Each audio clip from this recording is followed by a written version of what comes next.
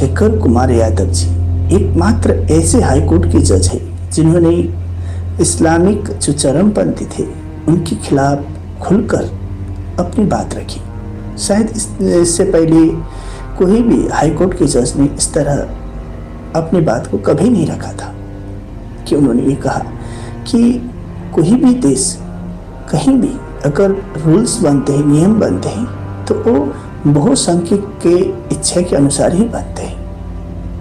जिस तरह राजनीति में जिसका बहुमत होता है वही सरकार बनाता है, उसी तरह देश में रूल्स नियम जो भी बनते हैं वो भी बहुसंख्यक को देखकर ही बनाते हैं। जिस तरह अल्पसंख्यक की सरकार नहीं बन सकती, जिसको बहुमत नहीं होता वो सरकार नहीं बना सकता देश में, उसी तरह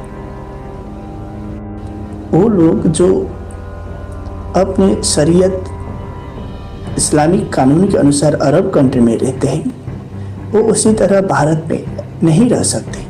बहुत सारे जो खुद को लिबरल कहते हैं, प्रो इस्लामिक जो थे, उनको ये बात बिल्कुल भी पसंद नहीं आई।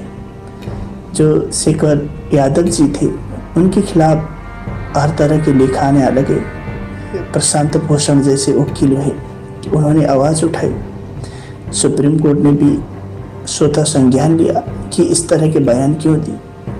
देखो, उनके बयान में तो इतना खास कोई आपत्तिजनक तो है ही नहीं। नुपुर शर्मा केस में आप सभी ने देखे होंगे कि सूर्यकांत त्रिपाठी जी और दूसरा कोई पादरी वाला करके था, उन्होंने इस तरह का बयान दिया कि भारत में जो उस समय हिंसा हो रही है वो पूरी की पूरी तरह उसके लिए नुपुर शर्मा जिम्मेदार है।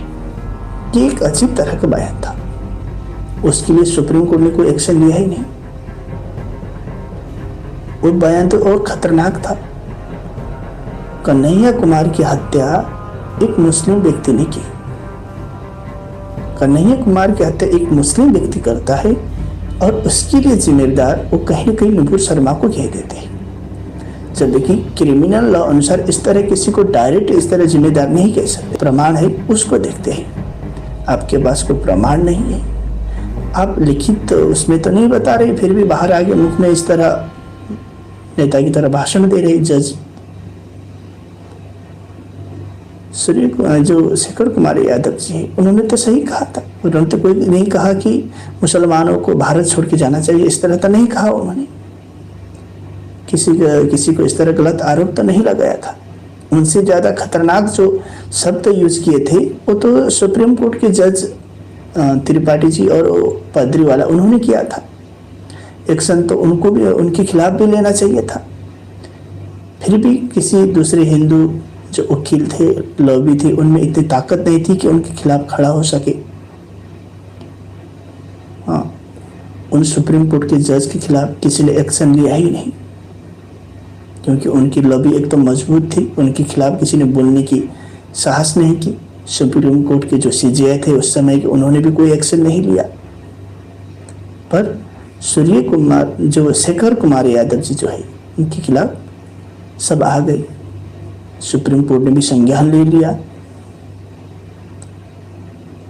इतना खास कोई गलत तो बोला ही नहीं था उन्होंने। देश बहुसंख्यक की इच्छा अनुसार ही चलेगा, ये तो चलता ही है। जिस तरह सरकार बहुमत की सरकार चलती है, अल्पमत की सरकार नहीं चलती, उसी तरह देश में भी कानून जो बनते हैं, अधिकतर लोग जो है किस तरह का कानून चाहते हैं उसी तरह का कानून बनाना देश के जो संसद है, सांसदों की वो जिम्मेदारी बनती है। उसी तरह का कानून इन्होंने बनाना पड़ता है, क्योंकि देश की जनता उसी तरह रहना चाहती है। अगर आप देश और जनता की इच्छा अनुसार कानून नहीं बनाओगे तो किसकी इच्छा अनुसार बनाओगे? अगर भारतीय जनता की इच्छा अनुसार कानून नहीं बनाओगे, यहाँ की संस्कृति को आप प्रतिनिधित्व नहीं करोगे, तो क्या सऊदी अरब के लिए काम करोगे? क्या पश्चिमी देश या कोई इस्लामिक कंट्री की तरह कानून बनाओगे? ये तो हो ही नहीं सकता। अभी तक तो आप इंग्लिश में ही बोलते हैं, यहाँ तक कि आप भारत की अलग अलग भाषा का प्रतिनिधित्व भी नहीं करते। देश की भाषा आप हिंदी मानते हैं राष्ट्रीय भाषा, फिर भी यहाँ तक कि सुप्रीम कोर्ट में वकालत के लिए भी बहुत सारे लोग इंग्लिश ही बोलते हैं। पर ये लोग क्या है, दूसरे को भाषण देना, शिक्षा देना बहुत आसान होता है, पर खुद को झांक कर देखने वाले बहुत कम ही होते हैं।